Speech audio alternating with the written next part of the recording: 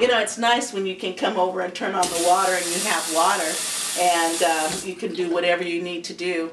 But then there are times when you come over and you turn it on and nothing comes out.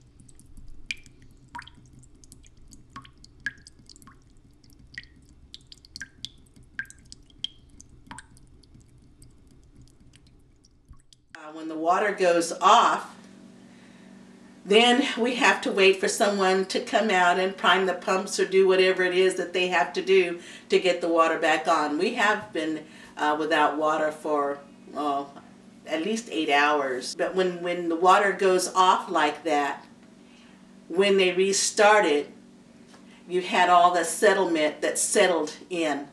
When the water comes back on, it all gets rushed into the pipes.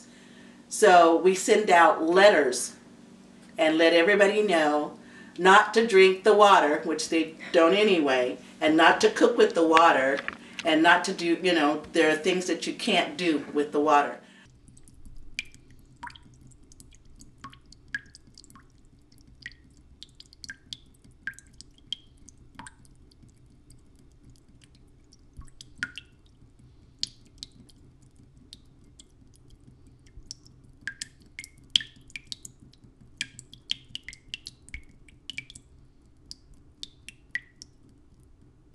As a child, I grew up here. I went to school in the community, went to high school. I didn't know that there was an upcoming water problem. As a child, I drank the water, and it was good, you know. Everybody was healthy. Nobody was ever sick from the water. And then over the years, I heard that the wells had been cemented over. I moved back about 4 years ago after my dad's house burned down. When I got out here, and they were talking about the nitrates in the water and the arsenic in the water, and that people were drinking bottled water, you know, I was a bit surprised. Well, we've been going to, we've gone to the city of Ceres. We've asked around. We're trying to find another location where we can get water. They've tested in different sites trying to find cleaner water. But our community is surrounded by 5 dairies, and we have lots of farmland where they have to spray for pesticides, for bugs and that sort of thing. So the ground continues to be saturated with the different pesticides. I'm not angry about it because it's just something that has happened, and what we have to do now is try and fix it.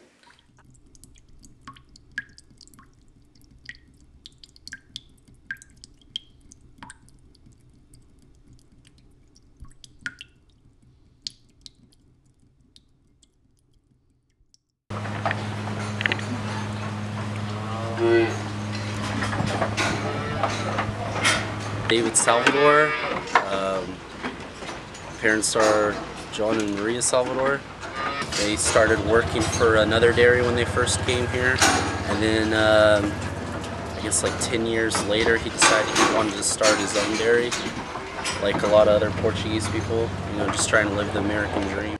We got letters in the mail saying you're gonna have to start testing your water, and the person who does it has to be certified. There is cost, there is taxes, because there are government employees who need to get paid, so they have to start new taxes and so forth. I mean, everyone will agree they want clean water. That's just crazy to say you don't want clean water. But if the regulations are too extreme all at once, then you're gonna have clean water but no jobs.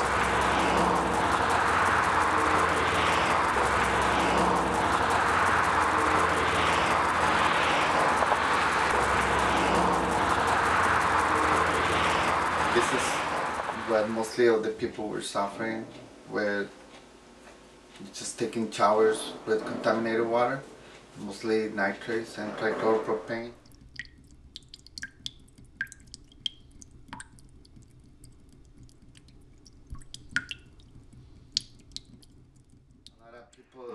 have skin rashes.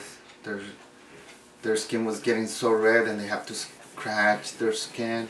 When they're taking showers, their hair was like falling down. A lot of hair was accumulating in the tub. But most of the people here mostly are Mexicans and they don't share those things. But the women, when they get together, they start talking about, oh, my son, my daughter, there's something wrong. And, oh, here too, there's something wrong in my family. So those women, they brought it to the board, and then the board started paying attention, and that's how we started this issue with the water. That's about 2004, 2005. I got involved because my mom was suffering from the same thing. Every time she took a shower, her face was so red, and she needed to scratch. And we went to the supervisor for a district and explained to him that there was something wrong. People were getting sick, and they were not believing what was wrong. So we got some students from the University of Santa Cruz, and they came and did a survey with all the people, and they were finding out that most of the people had the same issues in their homes. So the county said, okay, probably it's the water. The water is the one that is causing all this. Because we were thinking that the water was the problem because some people were moving down.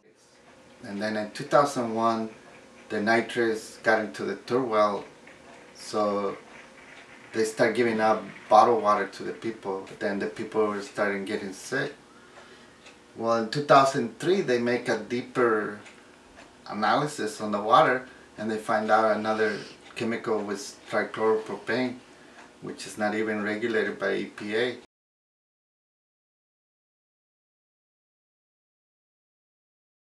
They made a well about 2 miles away from here because there's no clean water here. In November of 2010,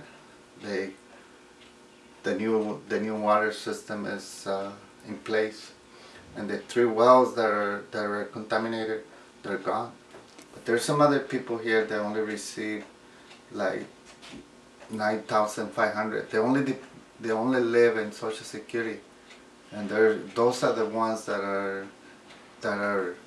more vulnerable to not being able to have enough money left for food. Whoever is polluting the water, they're not responsible. They're making profits, or they might not even making profits. They may lose money, you know. But the thing is, nobody is paying for the pollution.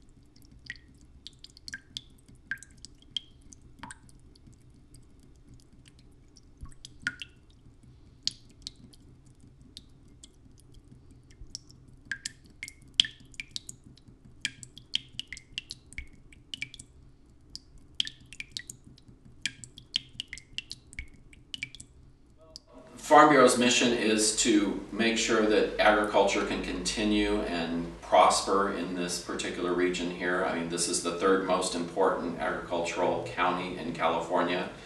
We form coalitions with other organizations and groups here and continue to bring other groups into the coalition. So we're part of the process here, and our mission is essentially to protect agriculture and make sure that we're doing our fair share for the environment. We need to recognize the fact that there are many contributors to this problem.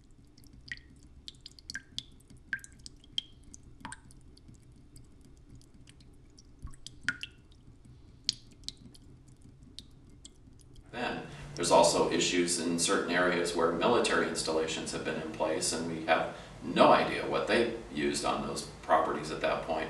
And so to penalize agriculture as the sole source of all these problems is really very short-sighted.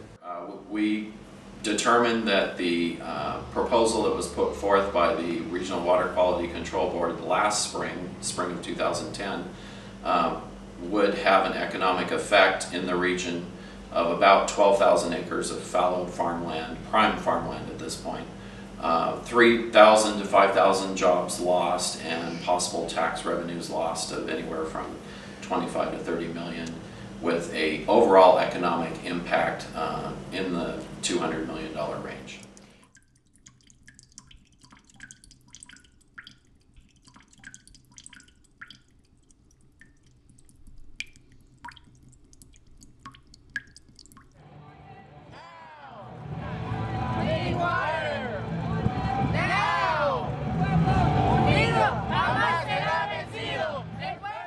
We're here to approve, well, support some laws that are trying to get passed.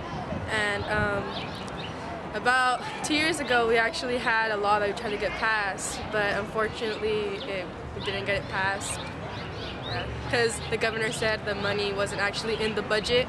All right, we'll ask other witnesses in support to state their names and associations and their positions. So please come forward if you support this bill. Hi, my name is Horacio Mezquita, and I'm from a farm worker camp in Salinas. And I support this bill because we went through this experience of not having clean water. No, we didn't. We don't give up. We just keep fighting. We've been going at this for like about 5 years now, and we're just always there to support. We're always here. You know, we just gotta keep fighting, and hopefully, actually, something does happen.